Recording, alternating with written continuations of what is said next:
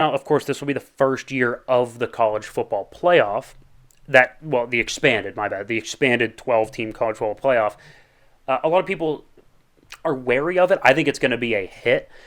College football has had a big game problem, right? Like, of course, the big games are fantastic, but in a given weekend, 134 FBS teams, there's 2 games I really need to watch every weekend, right? There's, you'll get, well, I guess if you're a Pitt fan or a West Virginia fan, the backyard brawl, but in terms of like the whole scope of the sport, you'll get a Georgia-Bama and maybe a, Texas-Oklahoma game, but then other than that, it's Wisconsin at Rutgers, right? And it's Illinois at NC State. And you're just like, we don't need this game.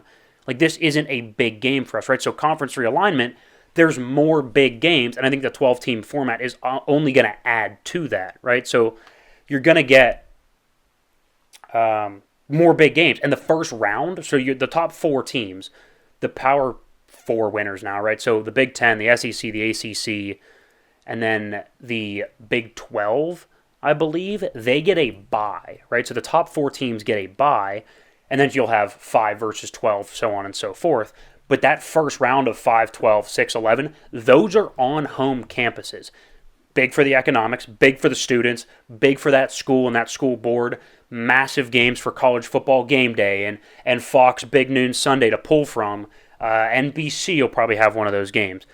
That's going to be huge for the sport and the growth of the sport. You're going to get a more young fans, and it's going to be exciting. Again, big game problem. They're starting to solve that big game problem. Now, here's how I currently would have my top 12 teams. One little caveat. I don't have a group of 5 team in here. A group of 5 team, the best group of 5 team, gets into the top 12 in the college football playoff. So Liberty or one of those group of 5 teams will get in. I don't have them listed. This is a top 12. In theory, it'd be your college football playoff, but you would sub out one of these teams for a group of 5 team. But I just want to make that known because some jabroni's going to be like, what about Liberty? They have to have a group of 5 team in there. Watch the video, Todd, all right? Go ahead. So, just like every list, we'll start at 12 and work our way up. To me, I would go with Florida State at 12, right? You have DJU, the transfer, coming in to play quarterback. Mike Norvell has done a great job of recruiting. They have now put themselves back on the map after a little bit of a dip after Jameis Winston. They put themselves back on the map as the best team in the ACC. And for that reason, they're in this playoff. I think they are going to win the ACC. So they'll be one of the top couple teams. This is where I would put them in terms of the macro scope. They are the 12th best team in the country. My biggest concern, despite being in the ACC, they have the 12th hardest in terms of strength of schedule, so that is a mild concern. So they may be a 2 to 3 loss ACC champion, but I do still think they win the ACC, get in, and they do have the talent in a one-game scenario to make some noise in the playoff. Number 11, I would go Missouri. You return quarterback Brady Cook. You return Luther Burden, the wide receiver. Their strength of schedule, despite being in the SEC, is only 64th, so not bad. Pretty much smack dab in the middle of the country. With that, they return. They do have to replace running back Cody Schrager, but they return a lot of weapons. I like Eli Drinkowitz, the head coach. I would go Missouri 11. Number 10, Notre Dame. Again, easy schedule, 57th in the country. They do get Riley Leonard, the transfer from Duke. They return a lot of the starters on the offensive line. Weapons are a little bit shaky, but I think it's going to be more of a ground and pound football team, play action with Riley Leonard. And I do like Marcus Freeman to get that defense. I think it'll be a top 10 defense. Michigan at number 9. This is probably my hottest take of this. Now, granted, you look at the AP poll and Joel Klatt and Feinbaum. They have them roughly around here, so I guess it's not that hot of a take.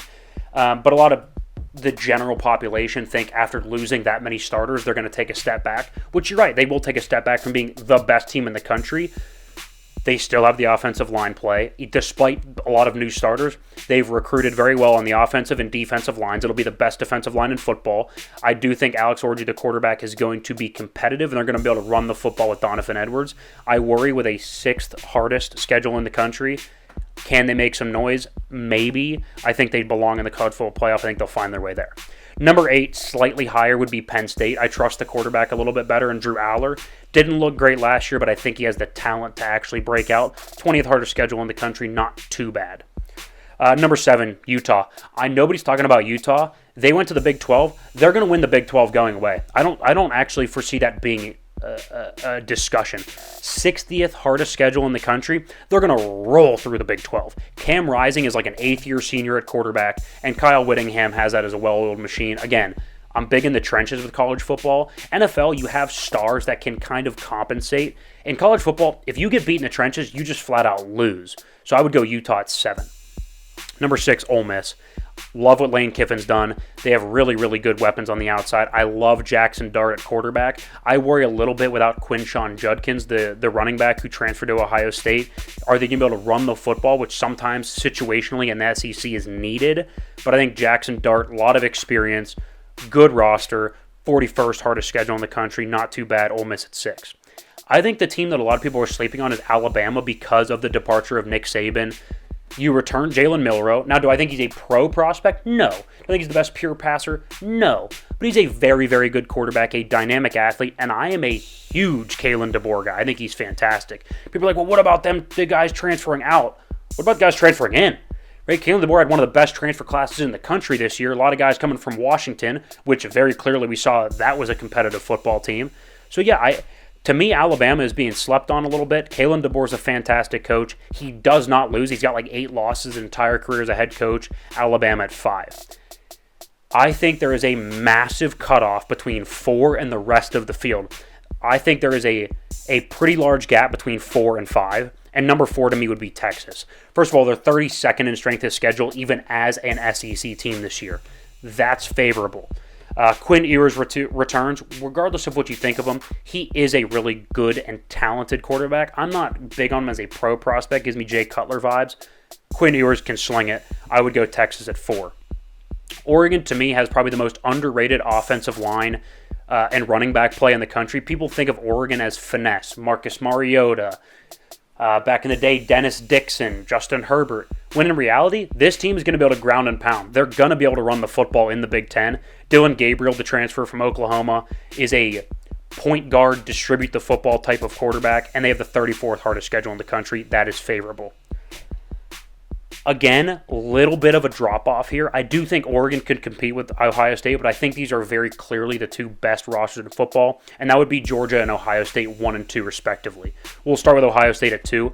37th hardest schedule in the country. That's favorable, right? And they're pretty much helped out because they have Michigan at home, but they do have to go to Oregon. That's a concern. That's a little bit of a trap game. I don't want to say trap game, but that's a concern. Fantastic. They get Caleb Downs. They have transfer Will Howard at quarterback, Quinshon Judkins at running back. Of course, they're loaded at wide receiver like Ohio State always is. That defense will be top 3 in the country. Ohio State is 2. Number 1 is Georgia. 9th hardest schedule in the country. That's concerning, but Carson Beck is a fantastic quarterback. You get ETN, the transfer from Florida, the running back.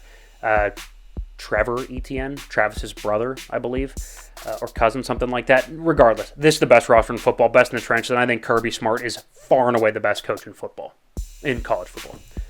To run back through, Georgia, Ohio State, Oregon, Texas, Alabama, Ole Miss, Utah, Penn State, Michigan, Notre Dame, Missouri, Florida State. Honorable mention, I would go USC. Biggest concern is that it's the 2nd hardest schedule in the country. That's a problem. And I would go Kansas State at 53rd. Hardest schedule in the country. That's favorable, and it's a weak Big 12. Can they beat Utah? I don't know, but it's those 2 teams. It's a 2-horse race in the Big 12. Could they win the Big 12? At absolutely plausible, so they would be an honorable mention. My dark horse pick is Nebraska. It depends if Dylan Raiola is any good. If he is, I think they're going to be fantastic. All right. There it is. Tim's top 12, the top 12 teams in college football who you expect to be in the playoffs. It was good. How'd it feel talking some college football? God, I can't wait for college football. Yeah, I love it. Get your jazzed up? I love it. And now I almost have to rethink my answer on the whole red zone or college football because that just made me so excited. I can't wait. It's red zone for me all day. I can't wait. Anyway, we